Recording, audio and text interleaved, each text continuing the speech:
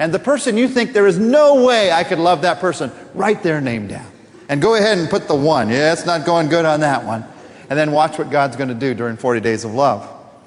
And then there's one more line, just for somebody that we haven't mentioned. For a lot of you, it might be one of your kids. It might be your son or your daughter that you'd want to write in here. I'd really like to work on loving this one of my kids during 40 days of love. Write that in and where the relationship is right now, and then watch what God's going to do. And God does work.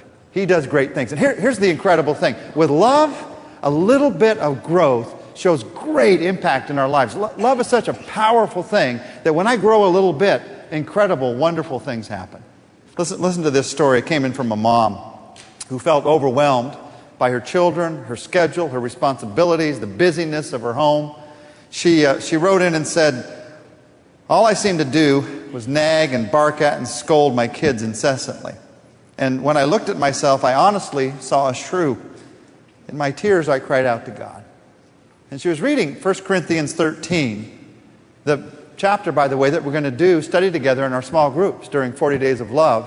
And in reading that, she said 5 words leaped out at me. "Without love, I am nothing." So she wrote those words and put them on her refrigerator, in her car, on her mirror, where she could see them all the time. And here's what she said. "I realized that the single most important thing I could do was to love my family. And so I began to live my life by the love of Jesus. I began to run my home on love power. It was as transforming as when I accepted Christ into my life. Focusing on love brought the happiness back into my life and my home." In some of Jesus' last words to his disciples, right before he went to the cross, he's telling them the last minute instructions before he dies and resurrects and goes back to heaven. He's given them last minute instructions, and he says this: "By this shall all men know that you are my followers, you're my disciples, that you love one another." The mark of a true believer is love. He didn't say, "By this shall all men know you're a Christian. You have a bumper sticker on your car." No, the symbol of a follower of Jesus is not a cross. It's not a fish. It's not a dove. It's not a crown. The symbol of a genuine follower of Jesus is love. Do people know you're a follower of Jesus because you're the most loving person they know? That is my goal for you. Now, let me just be very blunt. How badly do you want to have better relationships? How badly do you want to become a great lover? How badly, how serious are you about learning how to become a loving man or a loving woman? Well, I'd like to do it in my spare time. Wrong answer. I'd like to do it if it doesn't crimp my style. I'd like to do it while I'm making a lot of money. No. This has to become your dominant life value. You have to decide right now, today, that the most important thing in your life for the rest of your life is, I'm going to learn how to love. Because Jesus said, one day you're going to be evaluated on why God put you on this planet for 80 years, and He didn't put you here to live for yourself. He put you here to learn some lessons to prepare you for eternity. Did you learn to love God with all your heart? And did you learn to love your neighbors yourself? That one has to take precedent over everything else. Life is not about achievements. It is not about accomplishments. It is not about acquisition. It is about relationships. It's why God put you on this planet. Love is the main thing. You say, well, okay, I'm in. I want to become a great lover. I want to develop loving relationships. More than anything else in my life, I want to be known that's the most loving person I've ever met. How do you do it? 5 things. If you write these down, we're going to look at these in detail in the weeks ahead. This is just kind of like the index for 40 days of love. Number 1, to become great at relationships, I must commit to growing. You don't become a great lover accidentally. It is intentional. You're going to have to make a commitment. You devote yourself to it. You dedicate yourself. You commit. And we are committed to helping you grow. And that's why we're doing 40 Days of Love. Number 2, I learn how Jesus did it. I learned how Jesus did it. Jesus is the model of perfection in relationships because he was the Son of God. He was perfect. He's the only one who knew how to handle relationships perfectly. And we're going to look at this through several different ways. We're going to learn how Jesus did it through our ears, through our eyes, through our mouth, through our hands, and through our feet. We all learn in different ways. And so part of 40 Days of Love involves hearing. And you're going to come and you're going to hear your pastor teach on love for 6 weeks. And you're going to hear it. Then some of you learn through reading, through the eye gate. And you're going to read for the next 40 days, as we start this, the relationship principles of Jesus. Short chapter every day to reinforce truth in your heart every day. And then you're going to talk about it. You're going to get in a small group and you're going to watch these 40 Days of Love videos that I've made. They're on DVD or VCR. I taped them earlier this year. There's so much to teach you about relationships and about love. There's no way we could just cover it on the weekend. There's just too much material. So we put all of the details of how Jesus did it in the small group material. And if all you do is on Sunday morning, you're going to be informed. You will not be transformed. You need to get in a small group. You need to form a small group if you're not in one. Get 2 or 3 other people and say, let's just go through this material on relationships. And there's a study guide that goes with it, some questions to ask yourself, and this will be available. And then on a daily basis, we're going to have our weekly meditation or memory verse.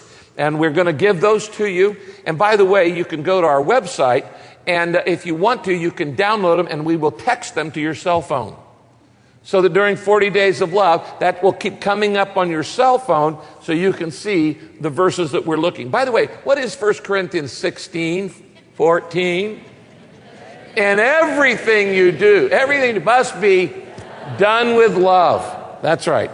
So we're going to learn how Jesus did it. The third thing we're going to do is we're going to practice the skills. Practice the skills. That's how you become great at relationships. You cannot become great at relationships if you are a hermit. You have to develop your life principle of love. You got to get out with people. You know, we sing about love, we talk about love, we pray about love, we study about love, but do we do it? No, we have to practice it.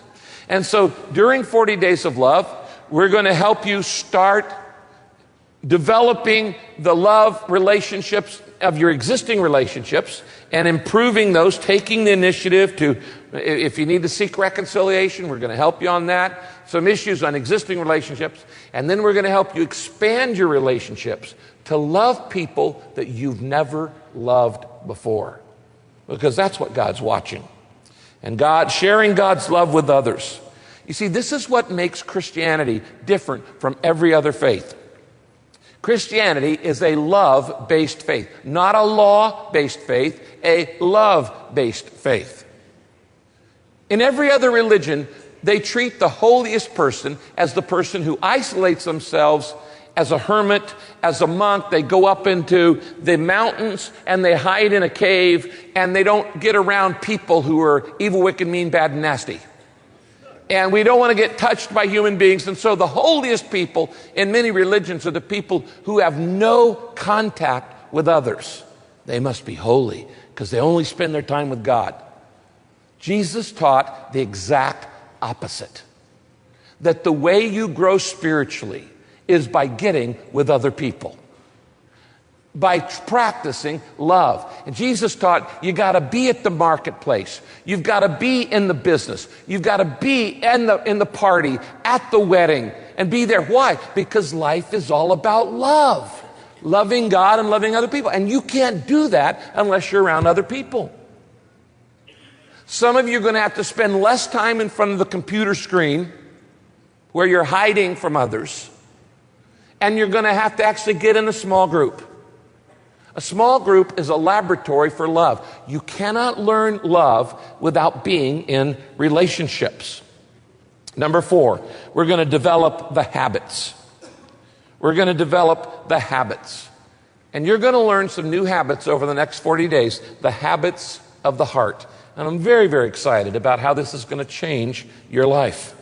And then number 5, you need to trust God to help. Trust God to help you and to help make you more loving. Now, this is what makes what we're going to do different from every other relational, quote, seminar. If you go to a typical seminar on marriage or relationships or friendships, here's what they do. They say, we're just going to try to be more loving. Oh, that helps. Try to be more patient. That's a lot of advice.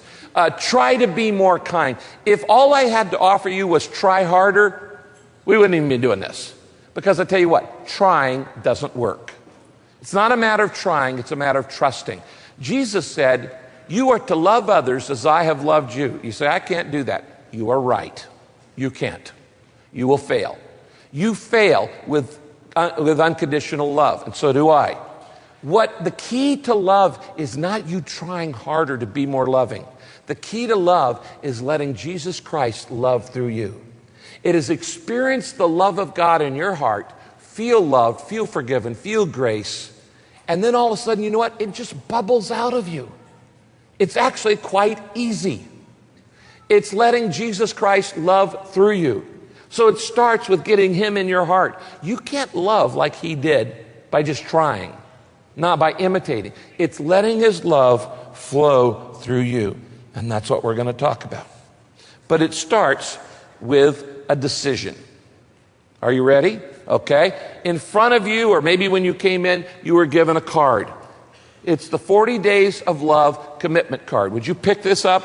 And I want to talk to you as we close about these 6 reinforcements. There's a difference, friends, between information and transformation. If all you do is come on the weekends the next 6 weeks, you're going to get information. That isn't going to change you. But if you will do these 6 things, hear, read, host, discuss, remember, do, then it's going to transform your life. And you will be a more loving person. Look at these. First, hear. I'll listen to all 7 messages in the 40 Days of Love series. And if you're going to miss a week, you're going to be out of town, you can go on to the website and listen to your service, the previous service, on the website. Hear it. Then read it. I will read the daily chapter of the relationship principles of Jesus. You can do that. Third, here's a very loving thing to do. Host. I'll invite a few friends to form a group with me. Here's what I'm asking you to do. You probably know 2 or 3 people who don't go to church. Is that true? Yeah. You probably know 2 or 3 people who don't go to church. Everybody wants better relationships. Everybody wants to learn how to be a better lover. So you say, look, go to a couple of friends of yours and say, hey, our church is studying relationships for 6 weeks. You want to get in on this? It's going to be good stuff. It'll be helpful. And come over to my house, or we'll meet at work, or we'll meet at Starbucks or whatever, and we'll watch this video on my computer or on a TV or whatever, and we'll just talk about it, and we'll learn better. Why should you do that? It's the loving thing to do. See, the unloving thing is just, I'm going to do this for me. It's all about me. I'm going to learn how to be more loving. The loving thing is for you to get a couple of people who don't go to church and get with them and say, let's do this together.